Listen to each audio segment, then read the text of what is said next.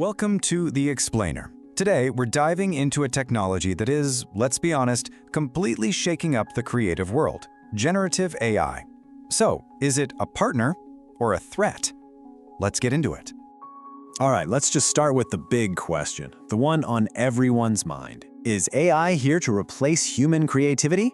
Is this thing an assistant, or is it a replacement for human ingenuity? I mean, this debate is happening everywhere right now, in studios, in agencies, and probably in your home office too.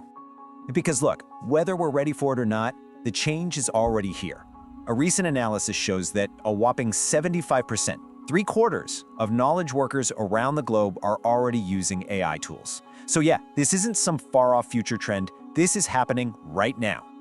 So this explosive adoption, it's kicked off a whole new era. You could call it the AI creative boom. First things first, let's try to get our heads around just how big this disruption really is. So when we say generative AI, what are we actually talking about? Well, think about tools like ChatGPT for writing or Midjourney for creating images. You know them. And in just a couple of years, these things have gone from being a cool novelty to, well, an essential part of the modern creative toolkit for a lot of people. And the potential impact here it's huge. An analysis from Goldman Sachs suggests that over a quarter, 26% of all tasks in creative fields could be automated. But hang on, notice that keyword tasks, not jobs. And that distinction, it's absolutely critical. Right, because automating a task doesn't mean getting rid of a role. Instead, the model that's taking shape is one of partnership. Think of AI as your new creative co-pilot. This breakdown really says it all. You've got the machine scale on one side. We're talking pure speed, endless iterations, and the ability to process just massive amounts of data. But on the other side, you have the human skills that you just can't replace. The vision, the context, the nuance, and maybe most importantly, the ethical judgment to make sure the work is not just done, but done right. And here's what that new workflow actually looks like. Step 1, the human sets the direction, the big idea. Step 2, the AI does the heavy lifting, cranking out drafts and variations in minutes. And then step 3, the human comes back in to do the really important work: curate, refine, and finalize. The human is still the director here. So what are creatives doing with this? Well, they're using this partnership to just obliterate the grunt work, the tedious stuff. They're shattering creative blocks by brainstorming with an AI that can spit out endless ideas. It's letting them explore way more creative options way faster than ever before. Okay, so that's the theory. But what does this actually look like out there, in the wild? Because this isn't just an idea. Major brands and solo creators are putting AI to work in some really fascinating ways. Let's check out one of the first big ad campaigns made with generative AI. And it's from a brand I pretty much guarantee is in your fridge right now.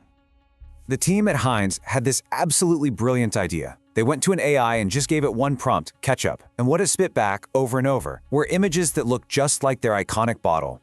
They realized the AI itself had learned to associate the word ketchup with their brand, so they turned that insight into a viral campaign, basically co-created with the machine. Genius. And this is happening way beyond ketchup. We're seeing it in fashion to generate new clothing patterns, in gaming to build entire worlds and assets. For independent creators, it's like having a one-person production studio in their laptop. It writes scripts, makes thumbnails, even composes music. It's a game changer. Okay, so as AI becomes just another tool in the toolbox, it's obviously changing what it even means to be a creative professional. The roles themselves are starting to evolve. This is a big deal. The very definition of creative work is shifting. It's moving away from the hours of manual production and more toward higher-level skills, things like strategy, curation, and mastering the art of the perfect AI prompt. And out on the front lines, the feeling is actually pretty positive. A 2024 survey showed that a combined 76% of creatives feel that AI has either helped them or just hasn't had much of an impact. But it's really important to see that almost a quarter of them still have some serious concerns. This quote from a creative director really just nails it. The technology is an amplifier. It's an incredibly powerful tool for sure, but it can't replicate that initial, uniquely human spark of inspiration. Of course, this new co-pilot model brings up some really tough questions. I mean, when a human and an AI make something together, whose work is it?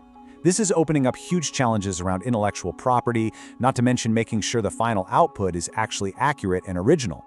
These are the brand new, super complex problems that creatives and companies are trying to figure out right now. So, figuring out those challenges is all about how we adapt. For leaders and for creatives, the path forward really requires a smart, deliberate strategy. And getting this right really boils down to 4 key things. First, you gotta upskill your people. Second, you have to govern the tech with clear rules of the road, so everyone knows how to use it responsibly. Third, involve your creative teams from the start. And finally, and this is huge, always keep a human in the loop to guarantee quality and accountability. If there's one thing you take away from all this, let it be this. Generative AI is a tool, just like a paintbrush or a camera. Its ultimate value, its impact, isn't going to be determined by the tech itself, but by the vision, the skill, and the wisdom of the person who's actually using it. So the future of creativity isn't about AI versus humans. It's about AI and humans. The thing is, we're all co-writing that story together right now, which leaves us with just one final question. How will you choose to partner with AI to create what comes next?